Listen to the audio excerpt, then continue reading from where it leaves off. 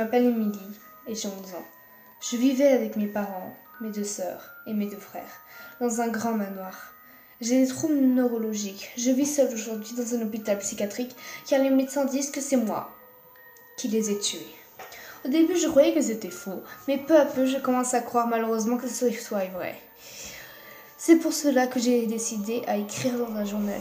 Je voulais savoir si je suis vraiment dangereuse et je recueille tous les actes de meurtre que j'ai pu commettre. 11 septembre 1948, 2h36. Je n'arrivais pas à dormir. J'avais faim. C'est alors que je descendis les escaliers et me dirigea vers la cuisine. J'ouvris tous les placards et mangea tout ce que je trouva. Fromage, salade, fruits, chocolat, etc. Cette partie-là, c'est les médecins et mes parents qui me l'ont raconté.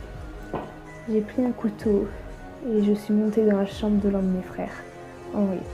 J'ouvris la porte, j'enlève la couverture et lui plante 32 coups de couteau dans le ventre.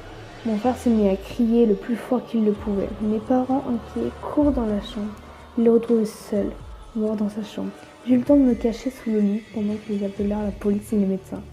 Je retournèrent discrètement dans ma chambre. Le lendemain, comme j'avais tout oublié, je me demande où était mon frère, mon pauvre frère, si jeune. 28 novembre 1948, 16h08.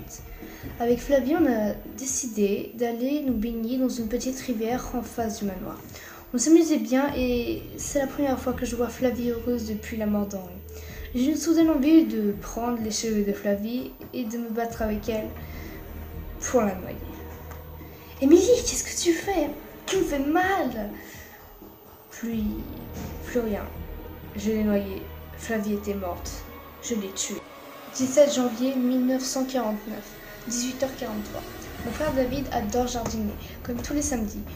Je l'aide à arroser les plantes. Il a même son propre cabanon pour ses outils. J'ai de plus en plus mes troubles neurologiques. Pendant que David est dans son cabanon, j'espère le cabanon des singes. Puis, d'une étincelle, le cabanon prit feu avec mon frère à l'intérieur. En reprenant mes esprits, je vis David en feu. On ne le reconnaît plus, son visage brûlant. Je me mis à crier et on vit David presque mort dire « Pourquoi Émilie? Pourquoi tu m'as tué ?» Puis David était mort. 6 mars 1949, 12h12. Ce jour-là, j'étais seule avec mes parents, je suis malade. Marie et John sont alors à l'école. La fille gentille comme je suis d'habitude, je fais les poussières dans la cuisine. J'essuyais les plans de travail jusqu'à ce que j'arrive près de la gazinière. L'odeur de la cuisine de maman embaumait toute la cuisine. C'est alors que je pris la morora et la vida dans le bouillon, quelques minutes plus tard. « À table !» cria maman. C'était enfin l'heure de manger. « J'ai pas très faim », dis-je à mes parents. « Allez, essaye de manger quelque chose quand même », répondit mon père. Dans le bouillon, on voyait des sortes de granulés qui étaient le morora. Mes parents prirent une grande bouchée du bouillon. Tout d'un coup, ils tombèrent dans leur assiette. Mon frère, ma sœur et moi sommes alors orphelins. Comme ma sœur a 18 ans, elle pouvait nous garder. Alors, rester dans le manoir. Quels enfants peuvent tuer leurs parents de sang-froid? 30 août 1949, 19h22. Ma sœur Marie aime beaucoup lire près du feu. Mais on est en été, alors je me mis à allumer la cheminée. Je pris ses livres et les jeta dans le feu. « Émilie, mes livres! Si tu les veux, tu n'as qu'à aller les chercher. » Marie se leva du fauteuil, s'approcha du feu et je la poussa de toutes mes forces. La pointe de la barrière lui transperça le ventre. Je la regarde la tête dans le feu et le corps ensanglanté. Je prends la pelle pour le charbon et la jeta dans sa tête. Marie me disait souvent qu'elle préférait les enquêtes meurtrières, donc en quelque sorte, sans rêver. 30 août 1949, 23h27. John avait un sommeil profond. Je pris une hache, monta dans sa chambre et lui coupa la tête et le démembra. Il était en 1000 morceaux. Je coupe l'endroit où se situait son cœur, l'arrache et l'enfonce dans sa bouche.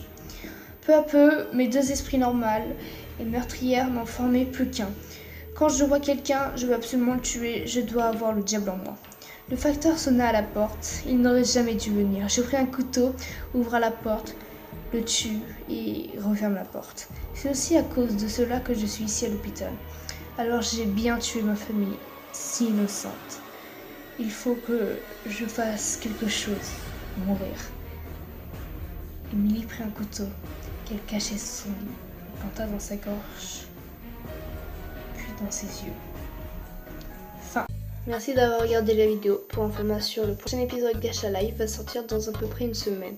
Je suis également très peu active car je ne suis pas bien en ce moment. Bref, j'espère que cette vidéo vous a plu. À bientôt. 가요 여기까지인가 봐요 Get out